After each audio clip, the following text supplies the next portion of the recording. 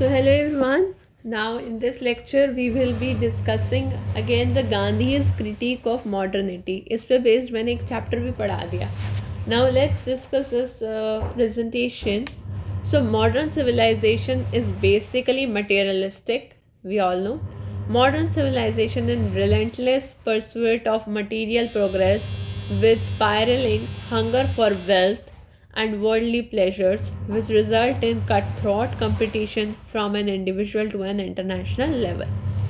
So, in the process, it breeds only violence and a culture of oppression, exploitation, and domination. As a result, it leads to colonialism and imperialism in the attempt to find markets for finished goods and cheap raw materials for its factories. Now, talking about the individual level now.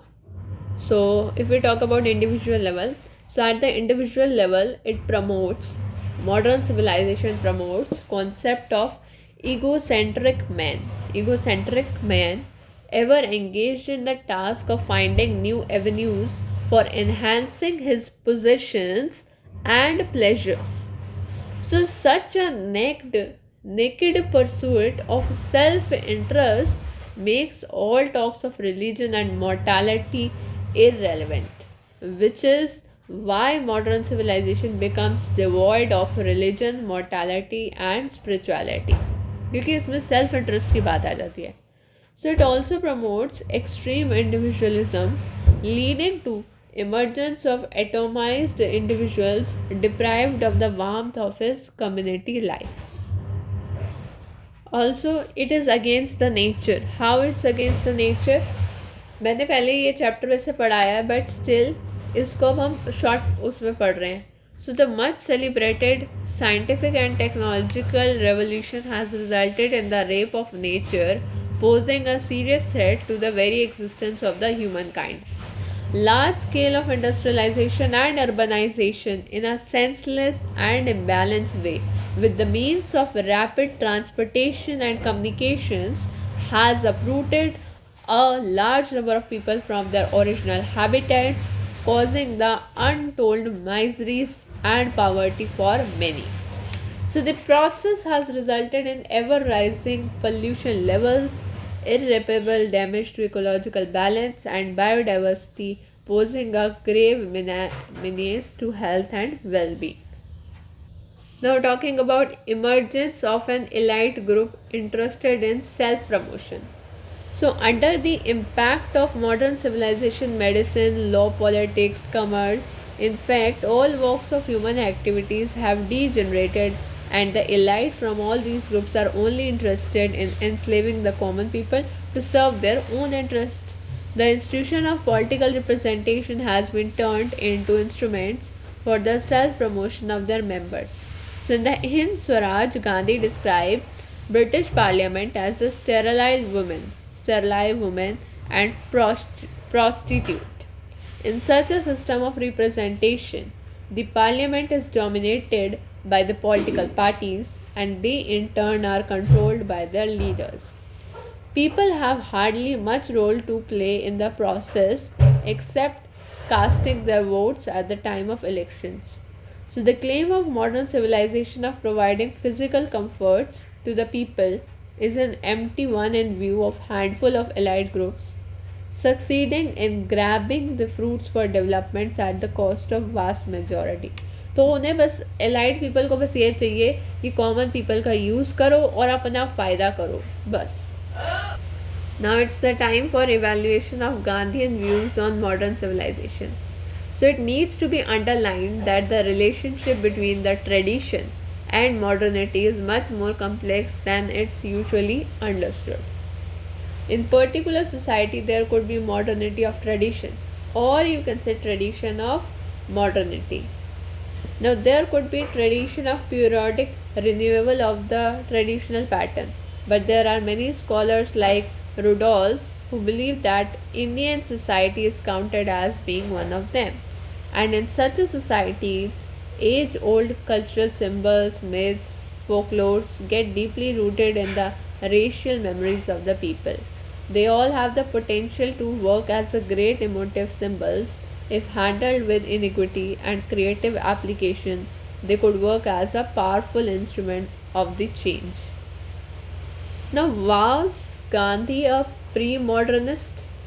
So, the close study of Indian national movement and Gandhi's role in it, it would long way to prove that his radical critiques of modern civilization was not called to a push back the clock of human history.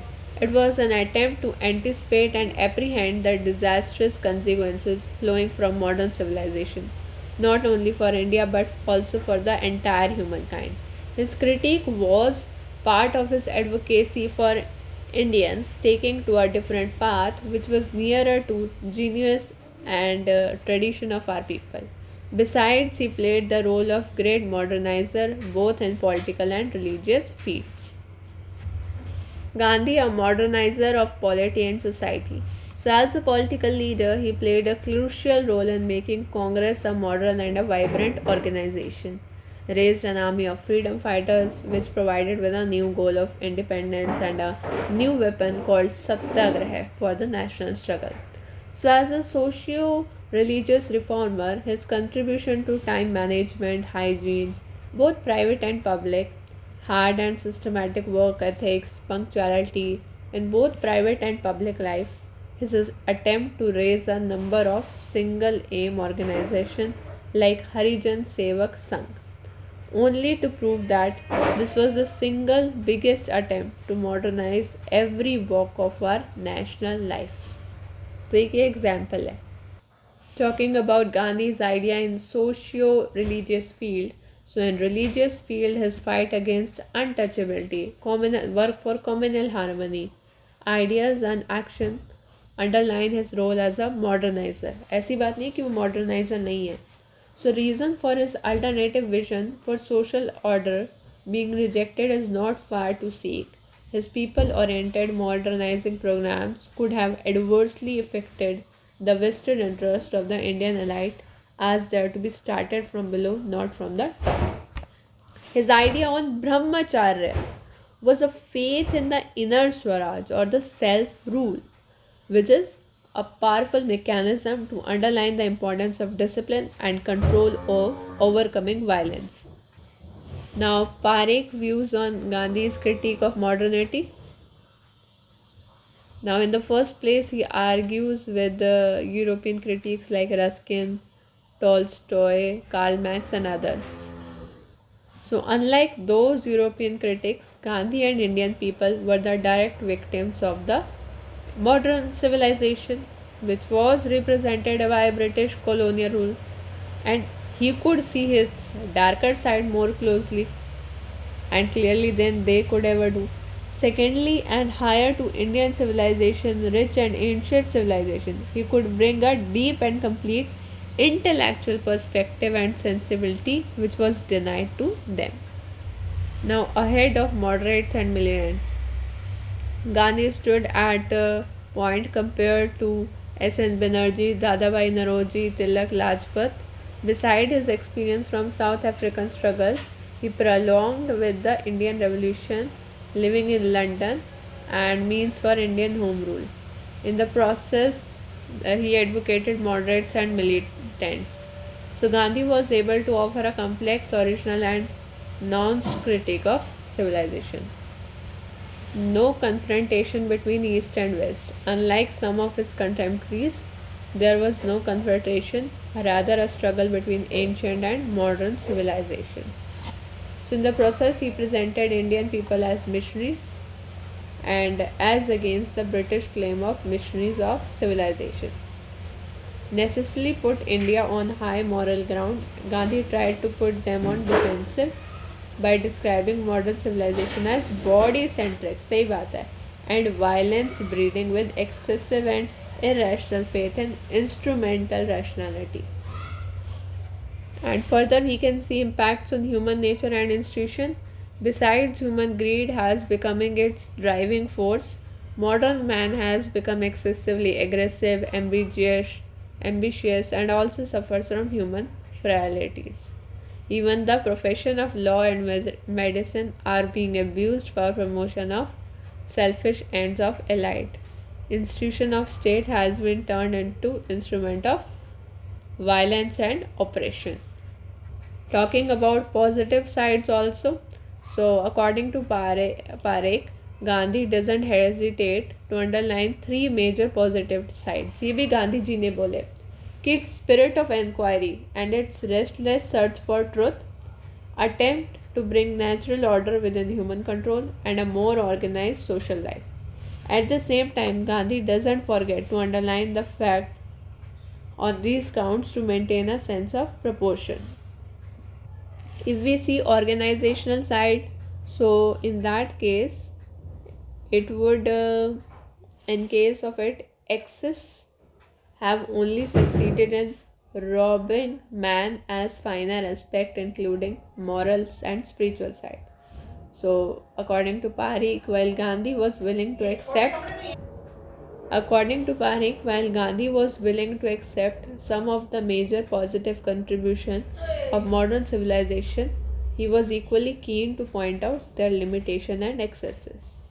So in process, Gandhi's observation on modern civilization was far more perspective than its European critics like Ruskin, Tolstoy and Karl Marx. Lastly, we talk about limitations. So limitations, we know, stress on autonomy and liberty of individual and basic faith in human rationality. Secondly, fail to see industrialism need not necessarily accompanied by colonialism and imperialism.